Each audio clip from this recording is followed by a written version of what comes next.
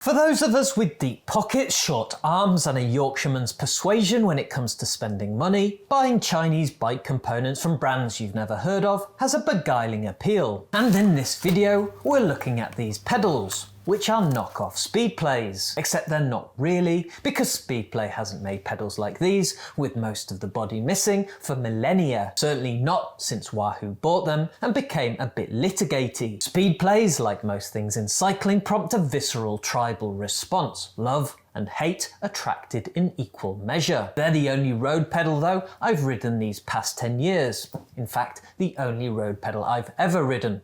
Maybe I should try a cheaper mainstream alternative. But their arrival into my life in 2013, along with the new bike attached to them, solved a long-term knee pain. So even if this is more correlation than causation, this lady's not for turning. At least until Shimano swing in and sponsor this channel. Anyways, with a new gravel bike in the post, I needed some new pedals. So I bought these cheaper, faux Speedplay alternatives, the Lollipop Speedplay Zero Road Bike Pedal Titanium Alloy Track Sprint Special Bicycle Pedal Clamp Pedal Accessories Bike Pedals. Which is catchy. I've tried to come up with my own alternative brand name, but each one is borderline racist. So let's go with Cheeseplays. Who makes them? I have no idea. It seems you can buy them from a number of sellers on AliExpress. As mentioned, they're a copy of the Speedplay Zero Pave pedals, originally issued to pro teams for the Filthy Spring Classics and then released to the baying public on the first wave of gravel enthusiasm. In a genius move, bordering on Jedi, Speedplay removed some of the material from the pedal, basically the plastic lollipop, and sold it for more money. I think the official Speedplay price was £270 in olden day money, which is, as they say round these parts, a fair chunk of change. The steel axle version of these Cheeseplay pedals at the time cost £39.56 before shipping. Get this though, in a shock move, I paid £13.29 more to get the ones with titanium shafts. Release the Kraken, you stingy Yorkshireman. This wanton Spenspath took the cost for pedals, cleats and adapter plates, transition sockets, to just under £53. With shipping, the total came to £63.47. Like, you need to know the pence. First impressions. Like all products bought from AliExpress, the packaging gets a mention. And that mention is good. The pedals came well protected by a tight sheath of inflatable sausage wrap ensconced in black plastic sheeting, like all good dead bodies. Within said packaging, the pedals and cleats were entombed in a nice little presentation box, cunningly labelled pedal. Singular. But rejoice, there were two of them, with the same number of cleats and thingamies that allow you, me, once, to fit 4 screw Speedplay style cleats to a standard 3-hole setup found on bottom of most road shoes, which includes my Golden Boy side bike cycling shoes, which are the subject of another video. The pedals seem well made, as far as one can tell by picking up and fiddling with them. The pedal platform, such as it is, rotated around the spindle with a well-greased squeege, which I took to be a good thing. The claimed weight was 144 grams for the pair, which I confirmed to be accurate. This, combined with my deep metallurgical knowledge, allows me to believe that these pedals are, indeed, possessed of titanium shafts. Installing the pedals. To be fair, most pedals are easy to install, particularly if you have a big Johnny pedal wrench. The Cheeseplays don't even require said Grand Johnson, instead it's a hex wrench up the back passage, as no bike mechanic said ever. A few moments later and the pedals are on. One observation whilst we're setting up. Unlike the original official Speedplay versions of the Zero Pave pedals, these ones don't have the little plastic cover secured by a small screw that you would remove to squeeze in fresh grease. Instead, it looks like a big flathead aperture that frankly, I'm not opening unless I absolutely have to. This may not be a big issue, of course. New Speedplays don't require any re-greasing. My older ones have lasted yonks with plenty of abuse and a distinct lack of loving maintenance. Moving Moving to the cleats, these require a bit more effort, or at least a few more screws. The cleats. Speedplay cleat discussions feel like the sort of thing that causes opposing cyclist camps to tribe up and bear arms. They're either amazingly adjustable, allowing you to dial in your perfect foot position, or a massive faff. Pick a side and grab your nearest chain whip. As alluded to earlier, the 4-hole Cheeseplay cleats, like their Speedplay brethren, need a thin plastic conversion slice to attach them to the standard 3 holes found in your common or garden bike shoe sole. Said slice fixing is where you set the fore and aft position of the cleat. Aye aye, Captain. The actual metal cleat sits on top of the slice and is foot specific, so make sure they're the right way round to welcome the pedal. You use the side-to-side grooves to set your port and starboard foot position. I favour the wider stance because when I'm not in camp naval mode, I like to ride 'em cowboy style. Also, because the greater Q factor, look it up, seems to suit where my knee wants to go naturally during a pedal stroke. So I position my cleats right up to the inside of each shoe. To pacify the massive faff brigade, I do agree that the 2 layers can be annoying.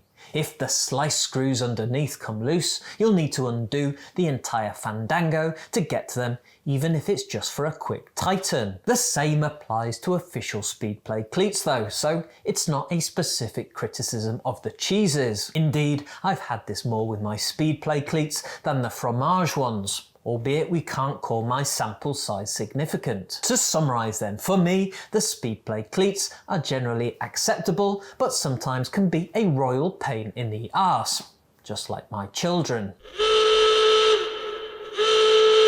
As should be obvious by now, I'm a crumbling husk of a man craving validation. Please consider tickling my taint. Failing that, a like and subscribe should do it.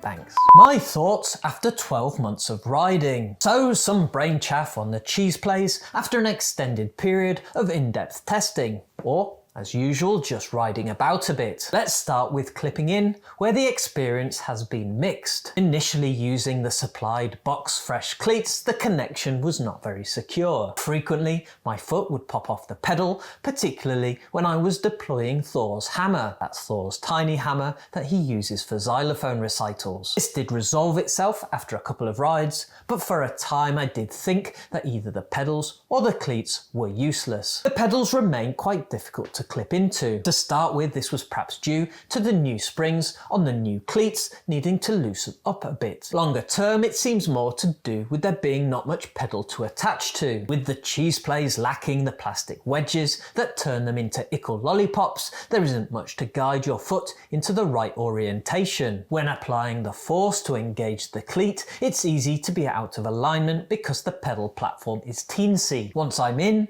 the pedal cleat connection then moves to the other end of the security spectrum. The cheesy peas need a concerted twist to disengage my foot, so I'd suggest these are not the pedals to prompt a newish rider to switch from flat pedals to clipless. Finally, on this fascinating subject of clipless connections, in addition to the supplied cleats, the Cheeseplays also work with the official Speedplay ones. Well, at least knackered 8-year-old varieties with a side order of neglect.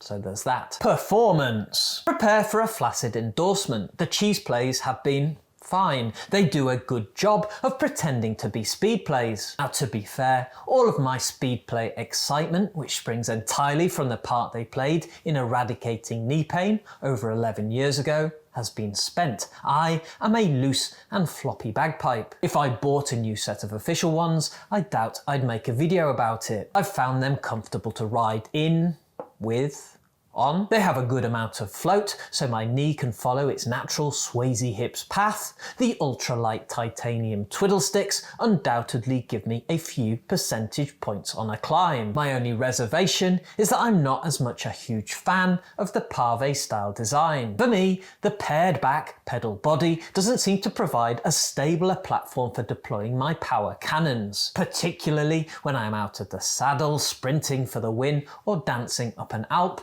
My feet sometimes feel like they're rolling off the side or front quarter of the pedal. It's not as noticeable when seated, but something to be aware of from a foot stability perspective. Wear and tear. I will sheepishly confess that whilst the cheese plays have been installed on my Ribble CGR for nearly a year, they haven't seen the volume of winter use necessary for a proper longevity test. But then none of my reviews, if we can call them that, contain any proper testing. The pedals have definitely seen wet rides on assorted rural cack roads, and I've certainly not spit, polished and dried them afterwards. They've been left to grot. And they're holding up well so far. Signs of damage are minimal. The pedal helm still spins around the shaft with a nice slow-mo, well-greased gloopiness. So all the signs are good.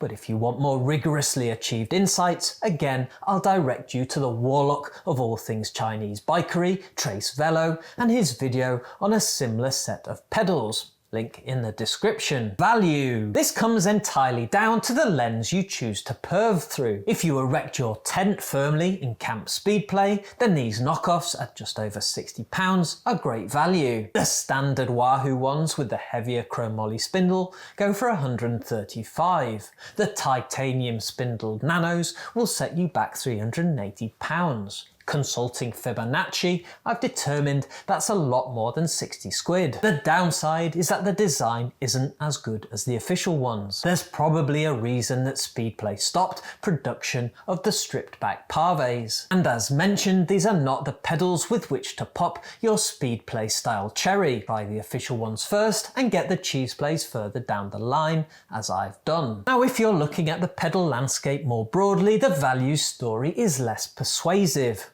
Standard Shimano SPD SLs go for around £40. The 105 version, whilst RRP'd at over 100, can be bought for 70 quid. I'm not the pedal expert, but the look range seems to occupy the same ball-bearing park. So if you're not an established Speedplay user now, I can't see the value argument being one to switch you straight to the knockoffs. There are cheaper offerings from mainstream manufacturers that offer a more user-friendly route into the world of clipless. And with those magnificent insights joyously ejaculated, we are done. I've got other videos. Here's one about my shiny gold shoes. They're also AliExpress spec. Feel free to go and watch it. Or not.